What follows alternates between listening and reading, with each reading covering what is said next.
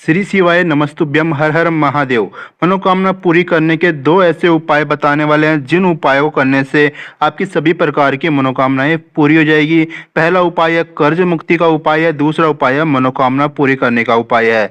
दोनों उपाय शिव महापुराण की कथा में बताए गए हैं। पूज्य गुरुदेव ने अपनी शिव महापुराण की कथा में दोनों उपाय बताए हैं। इन सभी उपायों को अवश्य करके देखना है।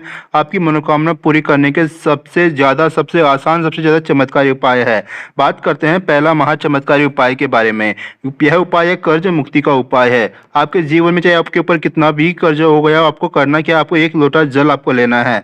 उसके अंदर आपको थोड़े से अक्षत आपको डालना है। अक्षत जो चावल होते हैं, इस बात का विशेष रूप से ध्यान रखना है कि चावल कहीं से भी टूटे कटे फिटे नहीं होने चाहिए, साफ एवं स्वच्छ होने चाहिए। इस बात का सबसे ज्यादा महत्वपूर्ण आपको ध्यान रखना है। सबसे ज्यादा महत्वपूर्ण बात यही हो जाती है कि भगवान महादेव जी के शिवलिंग के ऊपर आपको कभी भी टूटे हुए चावल समर्पित नहीं करने चाहिए। चावल साफ एवं स्वच्छ होने चाहिए। आपको करना क्या है, थोड़े से चावल आपको एक लोटा जल के अंदर आपको डाल लेना है। आप चाहे तो 2 से 4 दाने आपको चावल के आपको उसके अंदर डाल लेना है।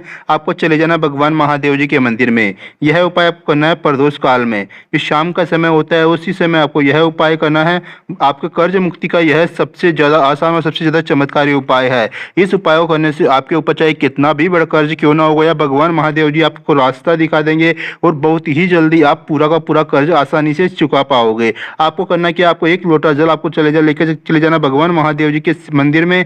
वहां पर जाकर के भगवान महादेव जी के शिवलिंग के ऊपर आपको एक लोटा जल समर्पित कर देना है। ओम ऋण मुक्तेश्वर महादेवाय नमः मंत्र का जाप करते हुए आपको भगवान महादेव जी के शिवलिंग के ऊपर अक्षत मिले हुए एक लोटा जल आपको भगवान महादेव जी के शिवलिंग के ऊपर आपको समर्पित कर देना है। ओम ऋण मुक्तेश्वराय महादेवाय नमः मंत्र का जाप करते हुए आपको एक लोटा जल समर्पित करना है। यह उपाय करना आपको प्रदोष काल में, ये शाम का समय होता है, उसी समय आपको यह उपाय करना है। इस उपाय करने से भगवान महादेव जी आपके ऊपर कितना भी कर्ज क्यों ना हो गया हो, बहुत ही जल्दी वो कर्ज चुकाने का बहुत ही जल्दी कोई ना कोई तरीका निकाल देंगे, कोई ना कोई तरीका निकाल देंगे, जिससे आप बहुत ही जल्दी कर्ज मुक्त हो जाओगे और आप जीवन में प्रगति करना शुरू कर दो। यह चमत्कारी उपाय आपको करना है। आप चाहो तो रोजाना भी कर सकते हो। अगर आप रोजाना नहीं कर पाते हो तो आपको कम से कम एक सोमवार तो आपको यह उपाय करके देखना ही है। कहने का मतलब है कि सोमवार के दिन तो आपको यह उपाय करना ही है।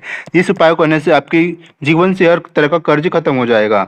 बात करते हैं दूसरा महाचमत्कारी उपाय। इस उपाय करने के लिए आपको करना क्या है, 108 आपको चावल के दाने लेना है। चावल के दाने साफ एवं स्वच्छ होना चाहिए। इस बात का सबसे ज्यादा महत्वपूर्ण आपको ध्यान रखना है। 108 चावल के दाने आपको अपने सीधे हाथ की हथेली पर रखना है और अपनी मनोकामना बोलते हुए, जो भी आपकी मनोकामना, उस मनोकामना को बोलते हुए भगवान महादेव जी के शिवलिंग के ऊपर आपको समर्पित कर देना है।